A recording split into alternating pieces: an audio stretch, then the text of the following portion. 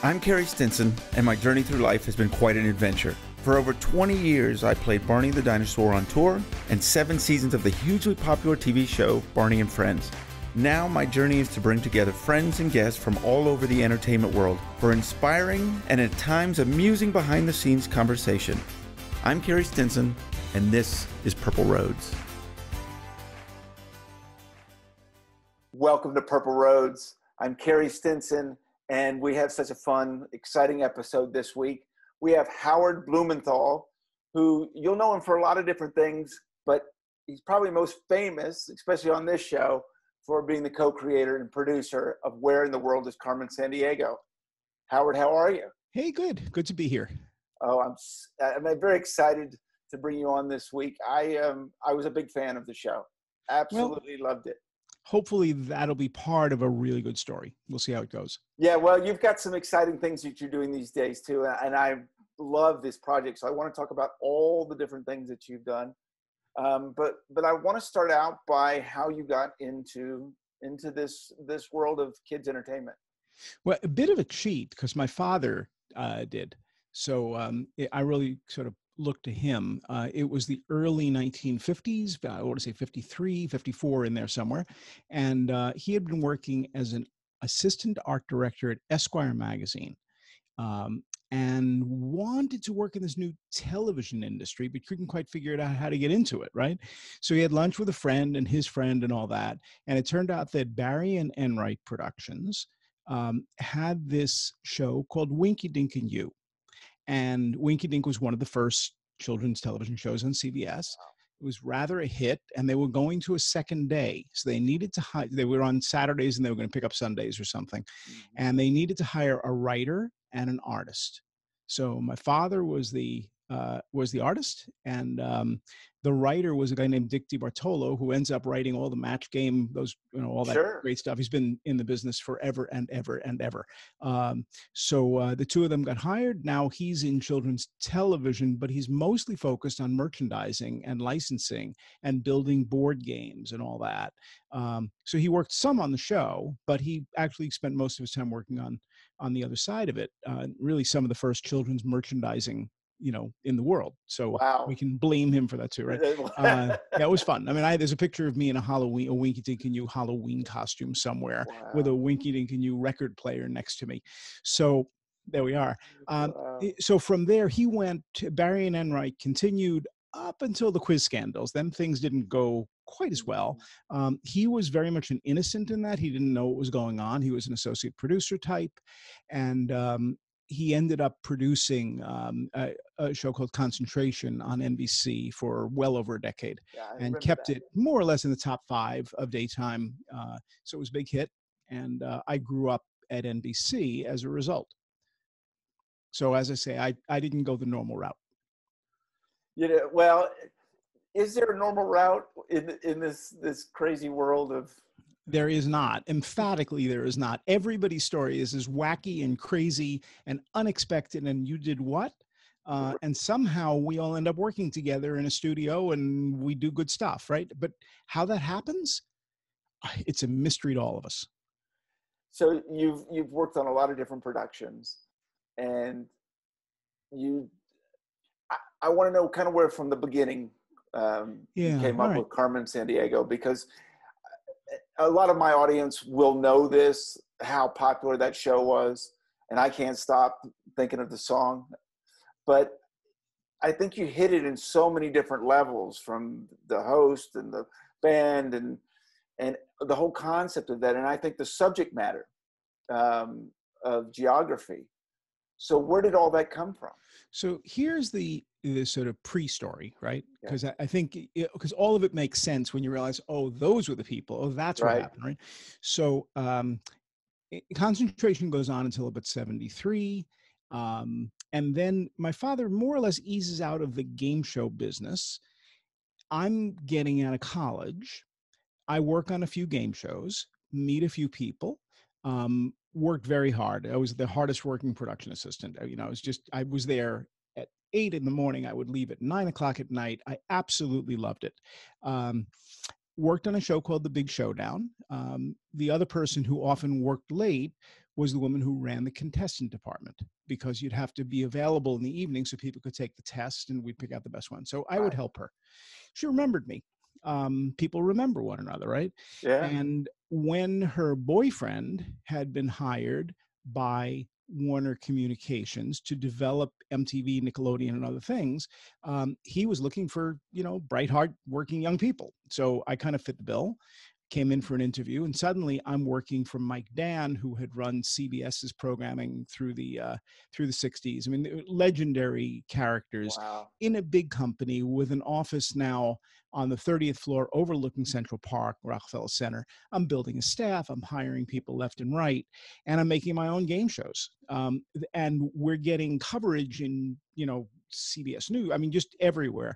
So this was Cube. QUBE, which was the first massive attempt to get cable television to be a viable business.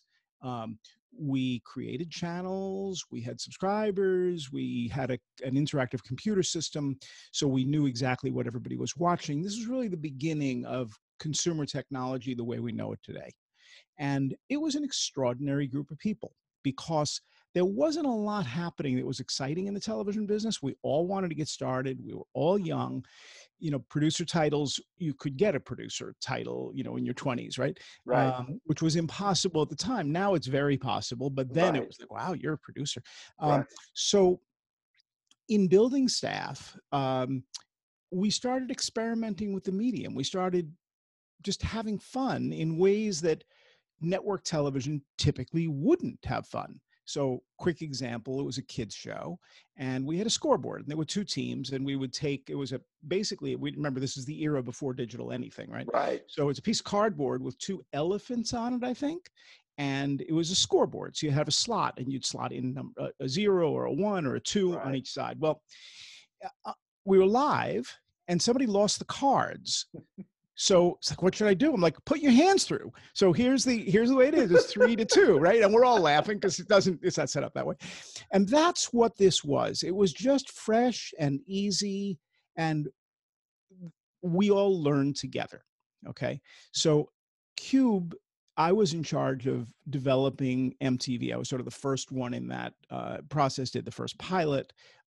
Trivia, my director was Glenn Gordon Caron, who was a friend from college, a good friend, and he goes on to create Medium isn't that awful? It happened. Yeah, huge moonlighting. Moonlighting. Yeah. So I mean, it was like real. So it was the place in New York where, if you were lucky, you got to work together. Then we all moved to Columbus, Ohio, which is where we did 6 hours a day of live programming. I started moving into management, and it just was so much fun to start out a completely new experiment in television and see what we could do. And the eyes of the world were upon us because nobody else was doing that much that was very interesting in television, and we were kind of cool. So, and we had the freedom to experiment. We had the freedom to make mistakes. The stakes were fairly low on a per show basis, right? And the budgets were low, the staffs were small, but we had 500 people working, 300, 500 people working. Wow. I mean, there was a lot of people. So, all right. So from there, now I'm a little bent. I'm not going to go back to a traditional straight path, right? Yeah. So I went through developing the home video business, books on audio, a bunch of things. And one of the areas that interested me, because it was a television screen, was the idea of playing computer games, developing computer games. So I would, every once in a while, I had been writing a newspaper column for the New York Times Syndicate about consumer electronics and personal computing, early days, right? But I did it for about 10, 15 years. And I would routinely go out to Silicon Valley before there were a whole lot of companies there. And I would go to the two computer stores, right? And they had software that people had written, but it was on cassettes and sold in a baggie on a hang tab rack. And one of those games was Carmen Sandiego. Oregon Trail was there. There were a bunch of very early games. Like, this is really cool. I should mention that I was in charge of interactive games and game design and all that at Cube. So I knew a lot about games and people knew who I was. So I got in touch with the companies. I started making friends. They were, the companies were 4 people. It's not like these were huge companies at the time, right? Later on, they became quite large. And we would just, go out for sushi or whatever. We would just kind of hang out, and, I'd stay there a week or two, and, they'd ask me questions about the television industry, and I'd say, yeah, tell me about the software industry. Like, it was just, everything was just sort of possible, right? And the question came up, our Carmen this was Bruderbund, our Carmen Sandiego property, yeah. We'd love to put it on television. I'm like, you're nobody. This is nothing. This is not, it's used in a few hundred, maybe thousands of schools, but that's a big leap. Well, all right, they like humor us. How would you do it if it was possible? So this is about 1987.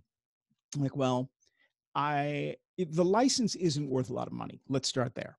So I would sell it for $1. I would sell it for $1 to like WGBH. On the hope that if they had the property, they would do something with it, on the hope that what the property is today might be very different in 2 or 3 years. All right. So now that path has been suggested. I forgot about it. I moved on with my life, did other projects. One of the projects was a project called Perception, where we were using digital devices to mess with your visual sense. This was the beginning of computer graphics, so we could distort. And it ended up being a lot of fun. And the people who worked on that show included a production assistant named Greg Lee. We'll come back to that in a minute. Yeah. One of the producers on that show was Jim Jenkins, who created Doug, who also goes back to the Cube years as well. So we're all sort of connected a little bit, right? Mm-hmm. So that's the beginning. The other person who will become important in a minute is a woman named then Dorothy Curley, now Dorothy Tecklenburg. So Dorothy was sort of my right hand in a lot of the creative stuff that we did at Cube, and then started doing stuff on her own and becomes a director in Boston and on from there. All right. Now, next piece that I'm laying in place. I hope this is helpful. It's very helpful. It's fascinating. It was so much fun. All right. So Dorothy was a really smart science kid. And there was a children's show about science, like a Mr. Wizard kind of a show in Chicago, where she grew up. She was one of the TV kids. She was one of the kids who actually appeared on the show and would try to help people to do the experiments and all that. Right. And she knew a little bit about relativity and time travel. And we're at a Japanese restaurant. That comes up a lot. Seems to come up a lot. Yes. And she's explaining time travel to me based upon relativity theory, or general relativity theory, on a napkin. And I look at her and I go, you know what? It would be really cool to create a nonfiction book about time travel, as if it was possible based upon the science that you just explained to me. She's like, cool. And then we started kind of riffing on what that might be. So we're going to make the Federal Time Travel Commission, and you're going to be able to buy time machines in different models, depending on whether you're taking the family or not. We're going to figure out which dinosaurs to feed. And we create this imaginary environment in book form for 10-speed press. And we're working with a third person from Cube, who years ago had been Jim Jenkins' roommate, a guy named Brad Williams, who has since passed. So Brad is a puppeteer. That's going to become important in a minute, as Jim was in those days. And isn't it interesting how these pieces all coming together? Mm-hmm. This person to this person. And they continue to, but even decades later. But yeah. Right, so this is where we are, and it is, let's call it late 80s. Okay. I'm producing Perception with Jim. I'm doing a few other projects. I'm running around the United States being a spokesperson because I'd written a bunch of books, and I'm doing media tours. And in the midst of all this, I'm working on a book called This Business of Television, which turns out to be sort of the big business affairs guide with my attorney that sort of explains the whole business. We're doing it for Billboard Books. And I'm working with a syndicator, trying to understand how the U.S. syndication business works so that I can explain it in the chapter on syndication. Mm-hmm. And my wife calls me at the restaurant. Now you have to remember, no cell phones, right? Right. So they bring the phone over to the table, which is something that was very like, oh, okay. But I'm thinking somebody's dead, like something bad happened. Right. And she's like, you have to call this person. I'm like, okay, where are they? They're WQED in Pittsburgh. I'm like, okay. Another of the Cube people had recommended me because it turned out that in the background, WQED was developing or had developed a children's or family game show about geography. And they had done a pilot. I don't know whether they had done the pilot with WGBH or not, but the two of them gradually began working together because there was a Pew study or something like that, a survey that said that American kids could not name a country to the south of us. It was a very well-published story in 1989 or something. So at the same time, talk about convergence, PBS had never had a head of programming. Jennifer Lawson gets hired as the head of programming.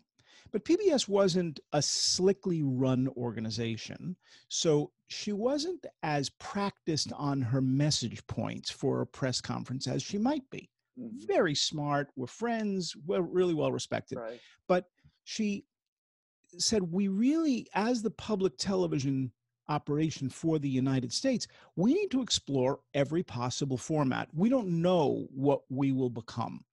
Really noble, really the right thing to say. Right. And I think she tosses off a comment saying, we could even do a game show. Right. So, of course, the press picks up, PBS announces plans for game show. Now she's got to come up with a game show. The only game show that anybody seems to know about is this geography primetime thing, and somewhere in there is the Carmen Sandiego license, Right. because WGBH had made the deal that I had structured 3 years before and forgotten about. Right. They did not know that I had anything to do with it, that I knew the Broderbund people or anything like that at all. And I get the call from WQED because they're the ones who are recruiting. And they said, are you interested in building and then producing this series? And I'm thinking, as soon as I get the phone call, I'm like, this is going to make my career. This is going to be a home run. All of this is flashing in the first 30 seconds of the call. I'm like, yes, you knew absolutely. It. I knew that I was the guy. I knew what was going to happen. Everything just kind of, the road just laid out in front of me. Your purple road, if that's what that is. Yeah. Right? Yeah. So I'm like, all right. And I get hired. And partially on the basis of Perception, which was the visual perception game show, because they thought it looked pretty cool. And it did. It looked pretty cool. Jim did a wonderful job in art directing it. Okay. Now, there's no show. Right. There's a pilot. Oh, well, let me see the pilot. No, you don't want to see the pilot. Come on, let me see the pilot. You don't want to see the pilot. So I look at the pilot. I'm like, wow, this is awful. This is like astonishingly bad. Why did you do? What? And they spent a bunch of money on it, and they knew that that could not be a show. So now they're in a little bit of trouble, which for a producer incoming is just the best news, right? Right. Because it means they're going to give me more space. Right. All right. So day one, Labor Day, day after Labor Day, I'm like, well, I'm being hired by PBS, which I'm taking seriously, right? Because it's an educational television network, to teach students geography. So what's the first thing you do? You open an atlas, right? So I have big National Geographic atlas, and I start, with following coastlines with my finger, and I'm looking and I'm thinking, having been a stamp collector, having loved board games like Pirate and Traveler, which was a map game, I know a lot more about this than most people do, and I'm bored out of my mind. Okay, so day one, half day, this is not going to work. We're going to have to find some completely different direction. So thinking it's going to have to be fun and funny. It's going to have to be very kid-oriented. I need to get the idea of education out of my head and then bring it back in a different way. I need to go start talking to kids. So I just started going out and talking to kids in 2s and 3s and schools and classrooms and all this. In that first year, and let's call it 6 months, I spoke to between 900 and 1,000 kids. Wow. Me, myself. Now, what age group were these kids? I would say that they were no younger than 9 and probably no older than 12. Wow. That's a heck of a chore. So I called Dorothy. I said, we got a heck of a chore going on here.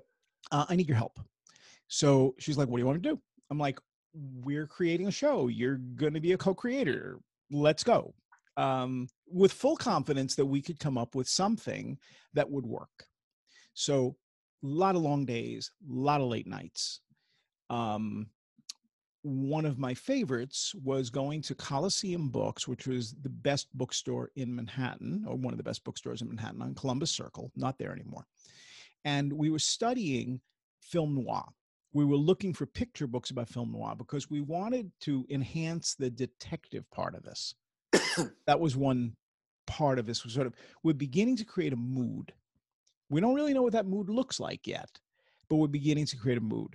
So she's starting to play with things related to detective offices, almost like Pyramid, things related to detective offices, just cliches. So she's starting to watch old films. She had been, again, everything's connected. My dad, after concentration, created American Movie Classics, now AMC. Wow. He needed a writer to write all of the host material. I recommended Dorothy. She thought she'd do it for 6 months. She did it for 17 years. So, right. So we have all these different intersecting pieces. Okay. Now we got to figure out what's the show. And I figured, well, I'll ask the kids because they'll probably know. So I'm like, what's the show? I said, I know it's a game. I know the Carmen Sandiego thing. Some of you know this. They're like, yeah, but the crooks are terrible. I'm like, yeah, I agree with you. The crooks are terrible. We're going to have to invent new crooks. So we'll start inventing new crooks. I'm like, well, tell me what you would like to see. And they're like, well, it'd be really funny if we did this. So I start drawing on the blackboard. I can draw a little bit. And I'm like, well, what would you call this? And they'll say, well, if you make his nose bigger, he would be called this. So I'm like just starting to riff on this, right? Wow. And we're just starting to build it. And then I'm like, well, we would ask questions. So I started to write some questions that would be sort of visually interesting, that would require the kids to make an A, B, or C decision about the place where something happened. So I remember one of the early ones was a bunch of Florida oranges arguing with each other in animation. And we just started playing with these ideas. And then every time we go to the classrooms, we would add a few more and say, what do you think? So the kids were so involved in all these discussions. And we didn't really have, we didn't have a staff. We didn't have anybody at that point. We're still doing budgets because nothing was ready. Right. And I should mention that we started Labor Day. We're recording the first episodes in March. Okay. So there's got to be a full scale show within 6 months. And the only thing I kept from the pilot was part of the logo. That was it. So there was nothing to start with. Completely from scratch. And there really wasn't a staff because I couldn't get staff hired until I submitted a budget. I couldn't do the budget until I knew what the show was and what the schedule might be. So it was just sort of Dorothy and I at the beginning, and a bunch of 9 to and a bunch of 10-year-olds, kids, right? Yeah. Exactly, yeah. So that's kind of how it started.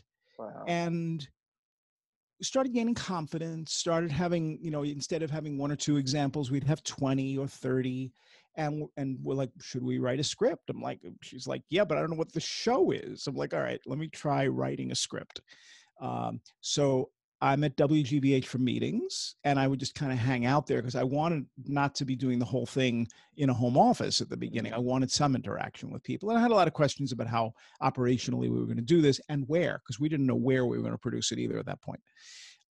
Could be Pittsburgh, could be Boston, could be somewhere else, including Philadelphia, where Nickelodeon had been producing Double Dare and all of their shows. Okay, so now we're in sort of an interesting place. It's now like Thanksgiving, maybe middle of November. We still don't have a show.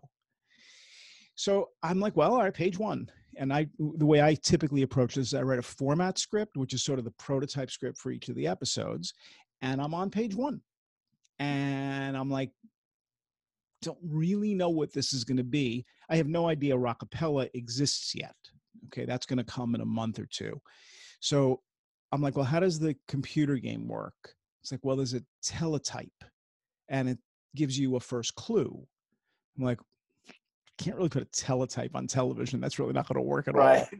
all. So at that point, I'm like, I'm hearing this voice. And the voice was a singer, an actress, who I had seen in Tintypes, an off-Broadway show that went to Broadway briefly. And in an earlier production company, we were trying to buy the rights because we were producing these kinds of shows for Showtime in its early days. And the voice is Lynn Thigpen. Yeah. It was a very distinctive voice, and I felt that she could do it. I knew she could do it. I wrote the part, invented the part of the chief in a small conference room in Boston, all alone, and just started laying out, this is what she sounds like, and this is what she'd say. I didn't know who we were going to hire as host, but I figured there's going to be a relationship between whoever this chief character is and someone else. I guess that other person works for her in some way. And we had the detective officer. He's a detective. She's a chief of detectives, I guess. Right. So we started playing that with the kids, and they liked the idea. And before long, I'm fast. So, within 3 or 4 days, we had a full script that explained the whole show, except the end game, which we didn't actually, except the middle game and the end game. So we really only had the beginning and the kind of mood. Right. So at that point, there was enough to budget. I had a sense of what I wanted to do. I knew that the kids at the end would somehow interact with a large map. My original concept was to do sort of a third of a globe and have the kids go into the globe, and it'd be kind of chutes and ladders, 3-dimensional inside the globe as they connected one country to another. And then as we started getting a little more hardcore, I would say this is end of January. So maybe wow. beginning of January. I'm like, okay, when I do the math on that, I need a television studio that's bigger than any soundstage because the circle becomes huge because of the size of the body. All right, we got to really think this through.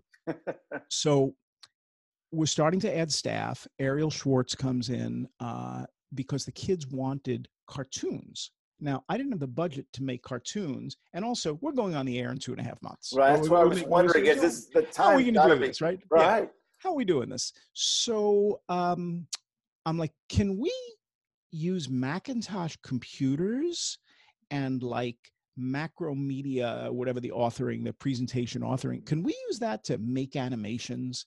He's like, I don't see why not.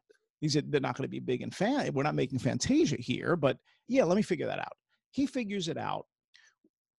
He puts together an animation department in Boston, but he's with me down in New York, Philadelphia area, and he's going to produce the whole show, including this massively complicated budget, and we're going to find a studio and all that. All right.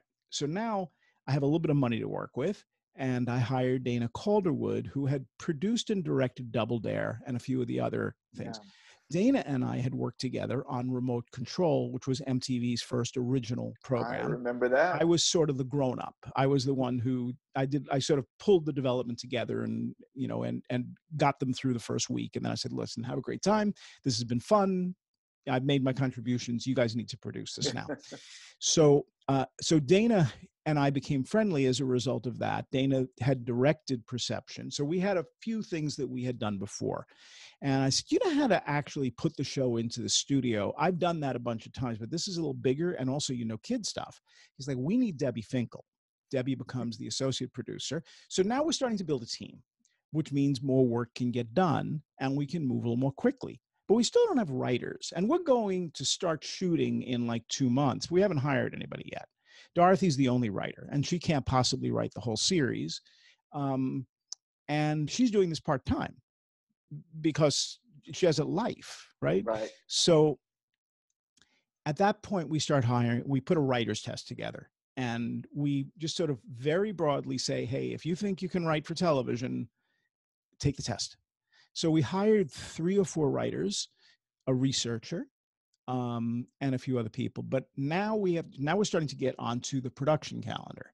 So Jim Fenhagen comes in. Jim had via Dana had designed the Nickelodeon game shows.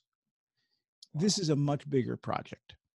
But as soon as he comes in, the visual part of the show, the detective office, the color palette, the maps, we'll talk about that in a second, all like it's together.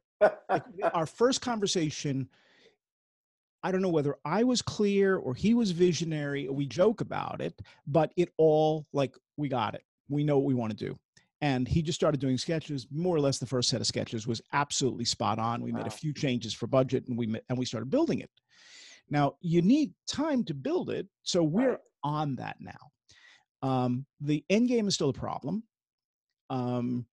Because I don't know what to do on the broad thing, but when I was going to schools through the fall, one of the schools had a map of the United States painted on the playground. So I stood there with Dorothy and 20 kids, and I said, let's play a game. And they're like, what do you want to do? I'm like, I have no idea what I want to do. Run from here to here. Let's see what happens. All right. Can you run from here to here? Can you do it upside down? Can you do it carrying something? It's like a Dr. Seuss novel. Can you do it?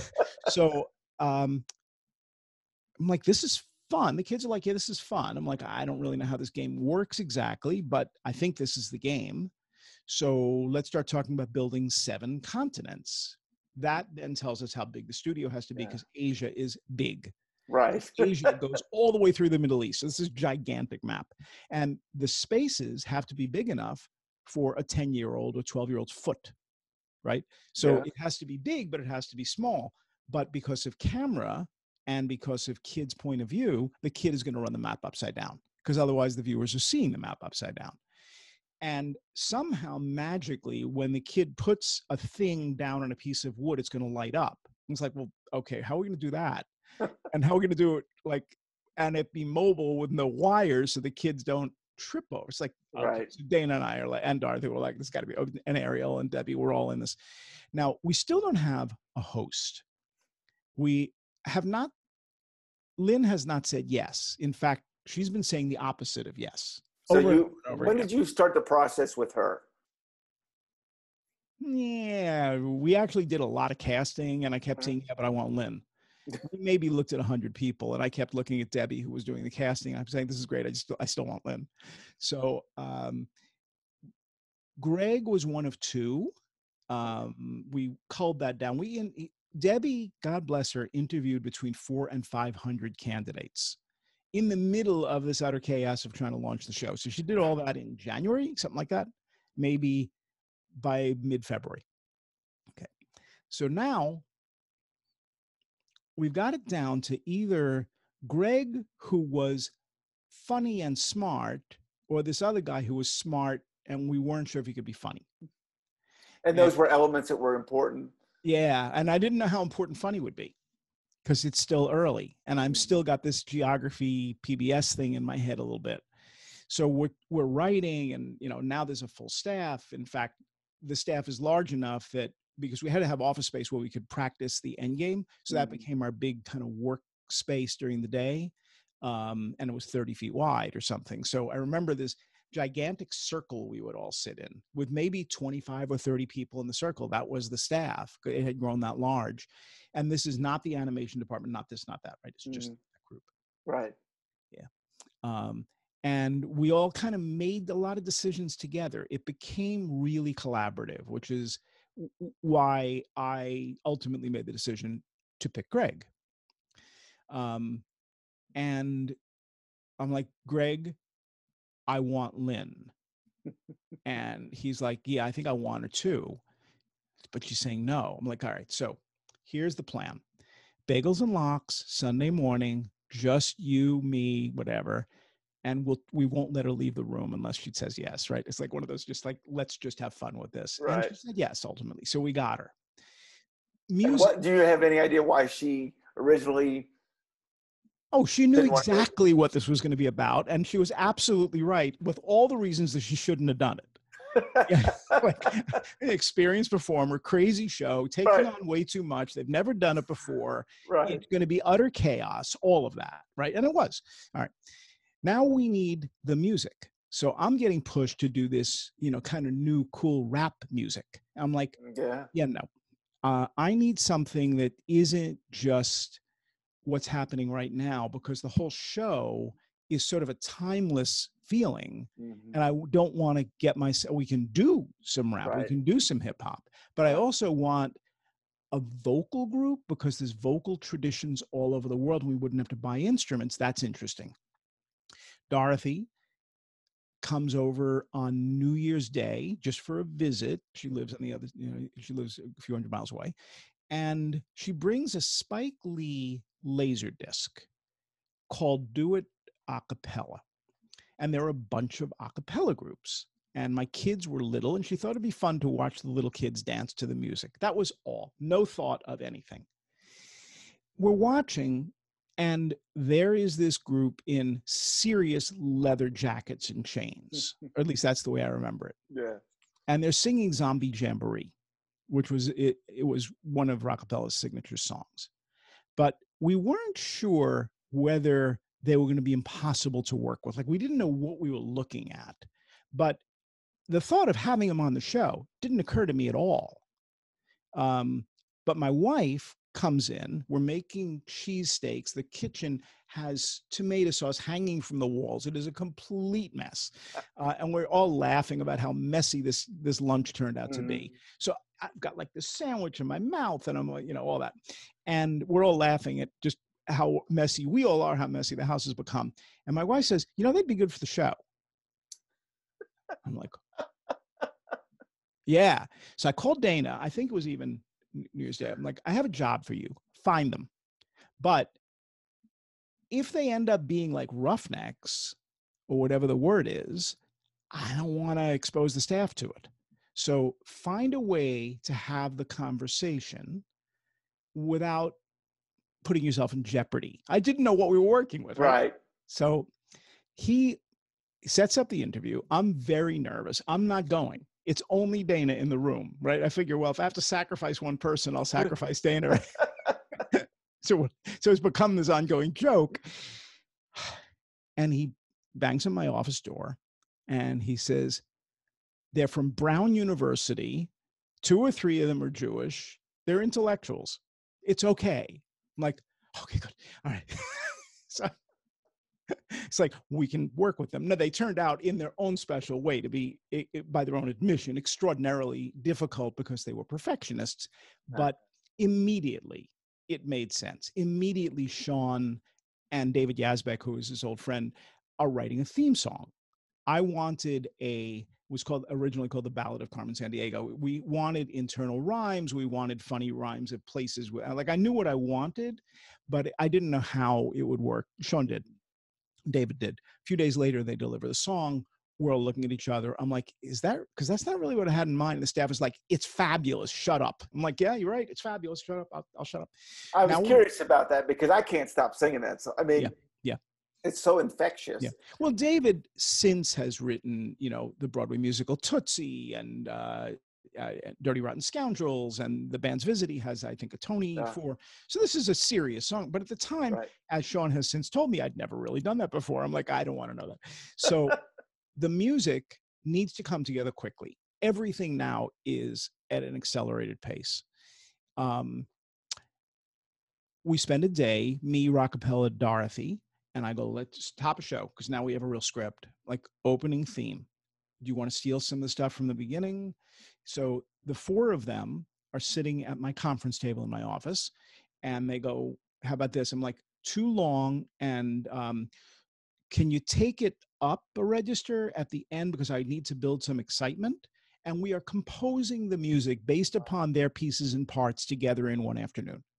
Now, I'm not doing much heavy lifting, but Dorothy's like, you know exactly what you want and you know how it should sound. I'm like, yeah, we're all kind of in this now, right?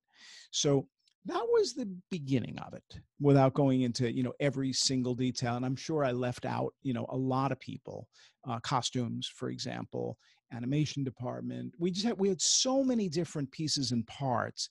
There were, by my count, between 125, 150 people working on the show. We were a really big show. Wow. And we end up initially in Manhattan.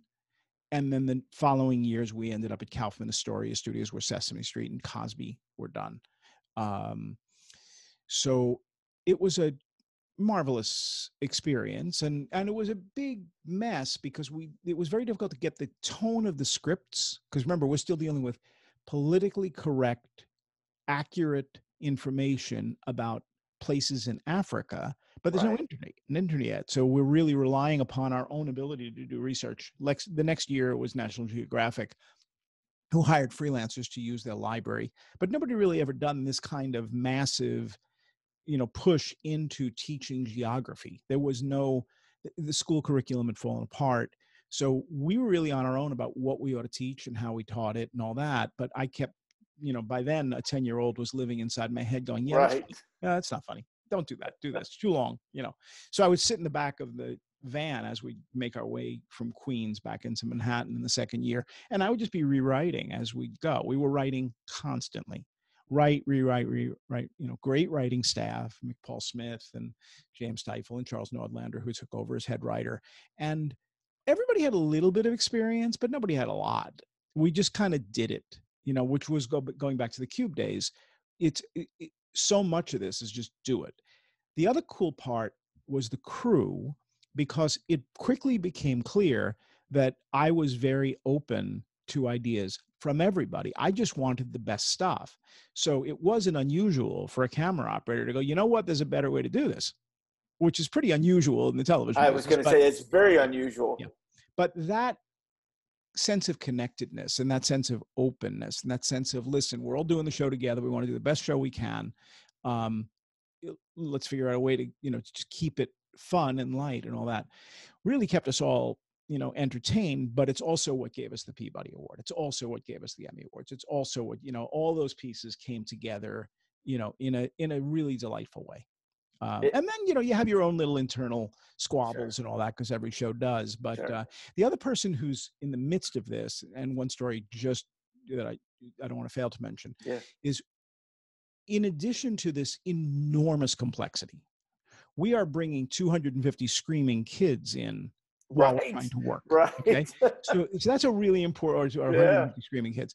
And this happened to be the time when Europe decided to fall apart. So all of a sudden, there's no more Yugoslavia. Now, that sounds like a minor thing, unless you're Laura Brock, who is the art director assigned to the show by Jim Fenhagen. And in order to build an effective map, you can't have any two countries next to each other the same color. But if you change something in the map of Europe, you don't change two colors, you change 28 countries. And the next day, if another country declares independence, you have to paint the map again. So that was the environment we were working in. Everything was changing, and political correctness. And by the way, we have a whole celebrity department, because now we have celebrities reading clues, and we're developing this sort of our own inside humor that we kind of gotten a little bit from time travel and a little bit from MTV and remote control, but also a group of writers who are really pushing on their own, right? And we're really trying to figure out what all this looks like. So it was just all of this stuff together, all happening at exactly the same time in a very short period, because by the end of May, so I was hired Labor Day, by the end of May, all the shows are in the can ready to be edited. Wow.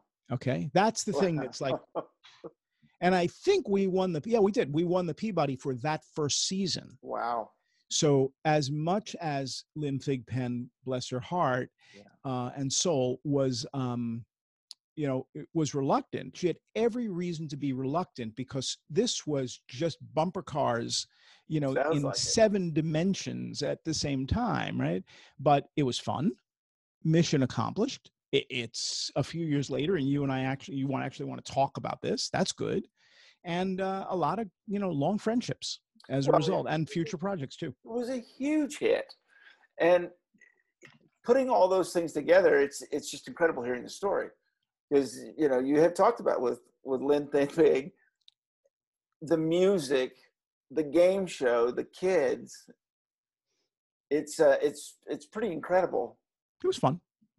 Yeah, and wildly successful. It was fun. I mean, it was also the season where, we were in hotels in New York. It was costing way too much money.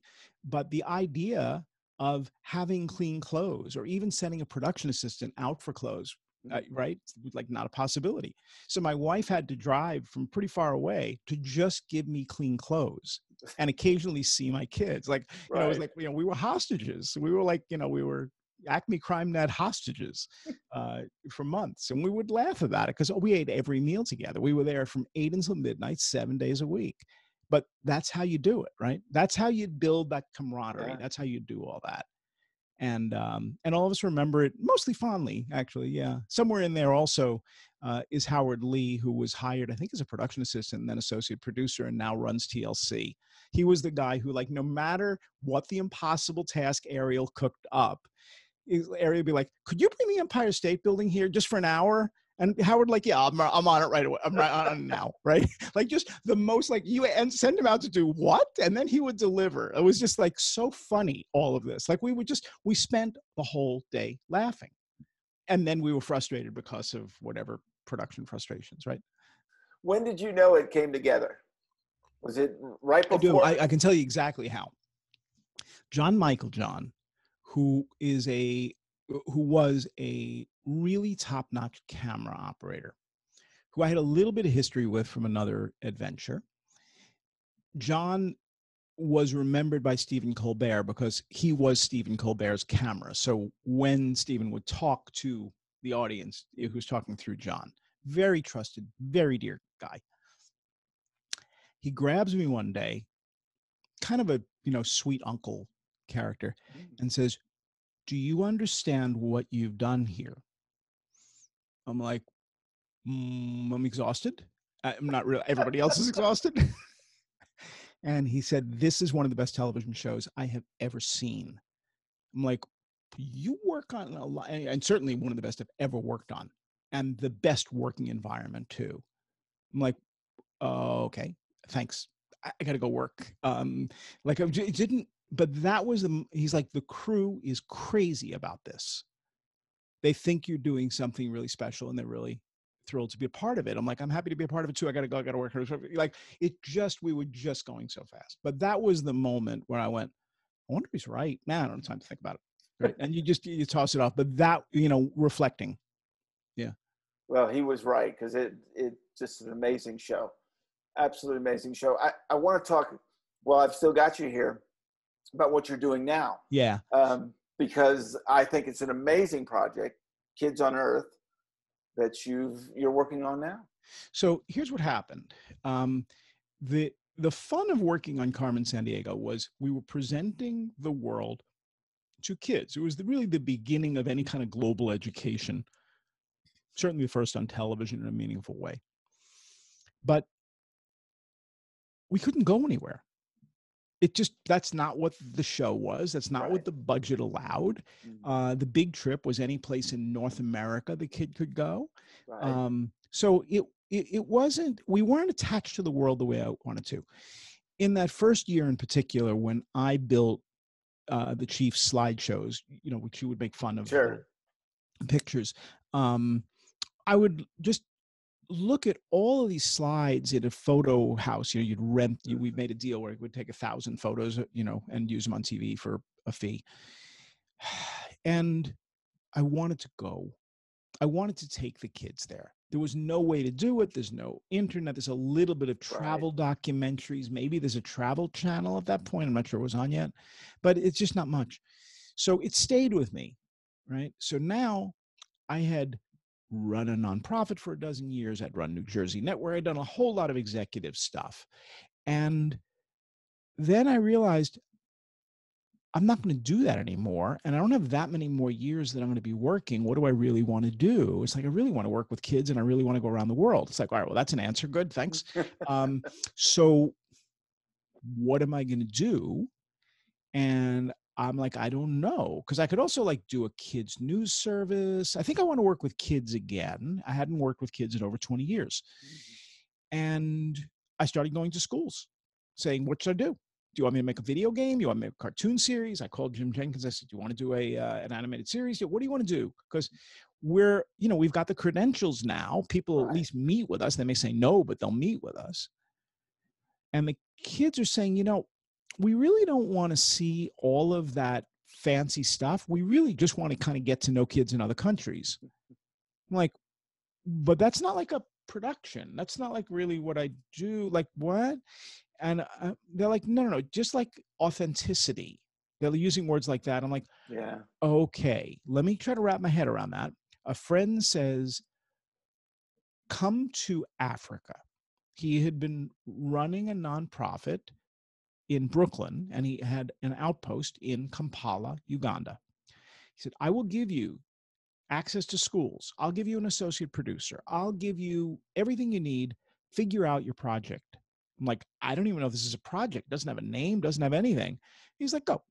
Okay, worst thing that'll happen is you get, a bad mosquito bite and you'll lose your life. But if that doesn't happen, it's going to be good.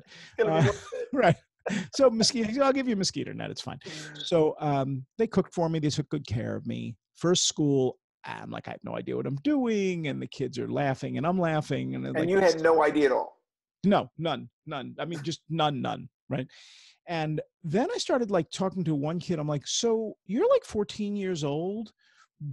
Tell me what you know about the United States. He's like, California. I'm like, movies? He's like, what? I'm like, he said, irrigation. I'm like, okay, all right, you're learning it in school. Okay, I got it. I said, what do you want to do? He said, I want to be a surgeon. I'm like, okay, at 14 years old, I'm not sure I knew what a surgeon was exactly. You want to be a surgeon? Can you be a surgeon in Uganda? He said, well, I can't learn to be a surgeon in Uganda because I'd have to go to the United States or the UK. The problem is that the hospitals in Uganda aren't very good. So I have to build a hospital in order to be a surgeon. And I have to learn how to do that. So I'm going to have to go away for 5 or 10 years. And then, so I'm like, you have a plan, quite a plan there, 14-year-old, right? And I'm kind of being nice, but I'm like, you're crazy, right? Yeah. And then I realized that every other kid is also talking this way. Mm-hmm. And then I went to Hong Kong from there because I was afraid that, never having been to Africa, I was afraid of the food in my tummy. And I thought, I don't really want to go through Mumbai where I'd never been. If I'm going to need a hospital, I'd rather be in a hospital in Hong Kong. I go to Hong Kong, I'm fine. I fall completely in love with Hong Kong. I manage, starting with absolutely nothing, to get a camera because I have no crew. I book kids out of nowhere. It's in August, and the kids only want to know about the kids in Uganda. Wow. I'm like, why do you want to know this? You just look on the internet. They're like, no, not the way you're doing. And I'm like, I don't know what I'm doing. They're like, you talking one-on-one to us and asking real questions. You actually care. I'm like, ask us questions about Hong Kong, and then you can show it to kids in other countries. I'm like, okay, sure. And then I did nothing for 3 months because I don't really know how to edit. I'm really more of an executive and a writer and producer. And I like the idea of equipment was like, I don't know if I can do this at all. But I gradually learn. I start editing these interviews into smaller pieces. And I go to the Global Children's Media Summit, sponsored by the BBC in Manchester, England. And I figure, well, if I'm going and I'm supposed to speak, I ended up not speaking, I should go to a school. So I'm contacting the Visitors Bureau for Manchester. I'm like, could I come into a school? I know you don't know me and I don't really have a project yet and the project doesn't have a name, but could I do that? Would that be all right? And just like you give me your kids for a day? And one of them says, you're completely crazy, but my kid is in a school and I kind of like you, so maybe you can come to his school. So I'm like, bless you. So that's how it starts. I do the interviews and suddenly I'm being interviewed myself about this New Kids on Earth project. Fast forward, Slovenia, Bulgaria, wow, Brazil twice, Paraguay, indigenous people in Paraguay, city people in Paraguay. It goes on and on and on. There are almost 1,000 edited interview pieces, hundreds of kids from all over the place. So that is like, this is really kind of fascinating, but they're not telling me so much about their dog or other common stuff. Mm-hmm. They're talking about they want to be a pharmacologist because of the coal dust disease in their dad's lungs. Their dad is dying and something needs to be done, and it's going to be our generation who does it. And they're talking about climate change and how the current adult generation doesn't seem to know what to do. And I'm like, this is pretty interesting. I sign up with the University of Pennsylvania as now a senior scholar, and I start looking at human progress through the eyes of the people who live in the 21st century. And all of a sudden, all of this research, which started out just as my little I want to travel around the world, becomes unique and interesting. And I'm writing scholarly articles about it. I'm being interviewed about it. And it's a thing that then leads to speeches at universities. So now I'm at top universities with 200, 300 people in the audience, and I'm talking about what I've learned about how kids grow up in the 21st century. And I can tell that what I'm saying, even the best professors don't know, because I've been studying population migration patterns and how we go to 9 and 10 billion people on Earth, and most of them will not live in Europe or North America. They'll live in Africa, which means that the largest cities and metropolitan areas on Earth will be in Africa and South Asia, which means those will be the consumer markets, which turns everything upside down. Now, that becomes like, we really ought to be teaching that. That's really important. Every adult should know that. Every kid probably should be learning it. The pivot then is to we end up with a virus, overall, right. So everybody stops, no more travel. Like, I don't understand how kids and school really works. I've been in schools all over the world. I've spent time with teachers all over the world. I want to get to the center of this. I want to start interviewing the top people around the world in the education industry and ask them questions about how it works and why it works the way it does. So we're now almost 25 episodes, in hour-long episodes. Wow. Next week, I have 2 or 3 state secretaries of education who are on the show with me, and I get to pretty much do an Ask Me Anything. I ask them anything. So I'm becoming, in my own way, sort of an expert in this, and I really have all of these crazy adventures to thank for that. Yeah, I mean, along the way, there's an adventure with puppets and a big project and a bunch of other books and all that stuff. But, my heart and soul now, and what I'm doing when I wake up, is I get really excited because I'm going to be writing about the emergence of agency in 21st century childhood. And I'm so excited, I can't tell you. So I don't know what that means. The whole thing is just absolutely fascinating. Listening to this, it's such a fascinating journey you've been on and continue to go on. And I guess I think there's so many lessons listening to you and listening to these stories. I guess the openness to trust. It seems like you've trusted your gut a lot in this. Self-confidence, probably from growing up in the business. And I think it's fascinating going to the kids. Yeah. In the early days and then going again. And it seems like in a lot of ways, you listened to them and was allowed to take you in these directions. Where did that come from? Where did it come from? I'm going to go to kids. I think it was, well, if I'm making a television show for kids, I probably should talk to them. Like, I don't yeah, think but I don't think, I mean, I've been in this industry and I've talked to a lot. Yeah. That's not something people have done. I can't imagine why not. Right. I mean, it just seems to me like, if you're going to make a show and I walk into a classroom and I say, listen, I have $3.5 million to spend this year to make something that you guys are going to watch. What do you want to watch? And they'd be like, nobody's ever asked us that question. That may be, but I'm asking you the question now. I'm going to spend this money. I'd rather not spend it stupidly. You're a kid. I'm not. Help me. And they did. Like, it doesn't go deep in that. And listening to you, it makes complete sense. Yeah. But once again, I just don't see people that have done that. And you didn't do it once, but you've done it a second time. And I think that's just fascinating. I'm doing it a third with Kids on Earth. I'm like, well, so how does it work? Like, what is the future of the world? I don't know. Why don't we ask people who are going to be living it rather than people who made it up and screwed it up, and didn't. But like, I don't think the answer to taming climate change is going to come from a 50-year-old. I think it's going to come from an 11-year-old. I mean, we've seen Greta Thunberg, right? I mean, right. Like, I think it's going to be that energy that does this, because this is just exhausting. We need the next generation doing it. I think, 16-year-olds should vote. I think that we want to give these people more rights and responsibilities and let them learn as individuals, not according to such a strict curriculum. Like these are the doors that are opening for me now, because I'm seeing that there's a lot more going on here with 21st century kids.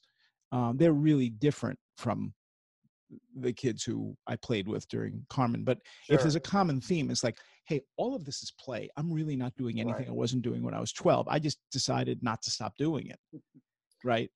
Yeah, but I think the other theme is that you listen to them, right? Adults usually don't listen to kids. And I think not? Oh, that seems ridiculous. I agree with you 100%, but I think that's where a lot of this success came from. I think it's you listen and then you surround yourself with people who laugh a lot, who are off the charts talented, who are very willing to work together and take chances together. And there's a lot of cliches about working as a team, but everybody had each other's back. Everybody knew what we were doing, knew the playbook, wanted to advance it in the same direction, and added to it. So it became better and better and better. And that's the kind of work environment where I want to be. And unfortunately, not every work environment is like that, but this was an opportunity to invent it from scratch. And because we were berserk with the amount of work and the amount of, takeout food that we were ingesting and the ridiculous schedule and how is this ever going to come together this quickly? And please, nobody get a cold. Like all of those things were like, this is just like, it's a dreamscape. It's not real life. I mean, I would be inventing parts of the middle game while I was sleeping. And I wouldn't write it down. Just in the morning, I'm like, so what'd you do last night? I don't know. We stayed up until about midnight because we had all these production meetings or whatever. And I was in the studio or I was in the office by 8. It's like, well, did you do anything in between? I'm like, yeah, I invented the middle game. Because it just never shut down, right? It was just this constant being in this space and in the moment and flow and all of those things. And, it could easily have turned into complete insanity. We just happened to have the right group of people who, were able to hold each other up and, and just keep doing it. It's not as if, we didn't have our problems along the way, but but when I look back, it's like, yeah, I remember some of them, but some of them were fairly entertaining because they were so dramatic and crazy, but it didn't matter. Like we got there and just about all of us ended up friends on the other side, which is kind of great too. So there was a battle, there was a foxhole mentality in there too. Yeah. Well, I can't thank you enough for coming on the show. And I've been sucked up and enjoyed every moment of this. Oh, it's been a pleasure. Thank you. I love the show and I love what you've continued to do. You're making a difference in kids' worlds. And I think that's just amazing. Well, they're making a huge difference for me. And, as I say, we're all kind of playing and trying to figure it out together. So, it's really just been a lot of fun. I feel very fortunate to have been able to do this and to talk about it and that anybody cares about this. This was, most of what I talked about happened in 1990, right? I mean, how long ago? It's 30 years ago. And it's still fresh for me. And it's fun to, to kind of, remember all the people and what we all did together. But well, kids mean the world to me too. And I didn't learn that until I got into the entertainment world with kids. And it's funny, you said authenticity at one point, and they really are. The kids can see right through all that cheesiness and all that stuff going on. Yeah. And so it's meant a lot to me. And it was obvious looking at your career that they meant a lot to you. And now hearing this story, it just, and I can't stop singing the song. Yeah. And I love the show. And it's really cool what you've done. And I appreciate you coming on. What we've all done. So, there is that. Nobody's doing this alone by any measure. This is always a big group activity. And sometimes the group actually does something good. Sometimes we don't, but But yeah, I mean, just to have all of these people in my life and to have actually had these experiences, like, wow, that really happened. That's pretty cool. Yeah. Well, thank you so much. And My thank pleasure. you for telling the story. Thank you for watching Purple Roads. We'll see you next week. And remember to keep your eyes, ears, and your heart open, and you'll find your purple road. We'll see you next week.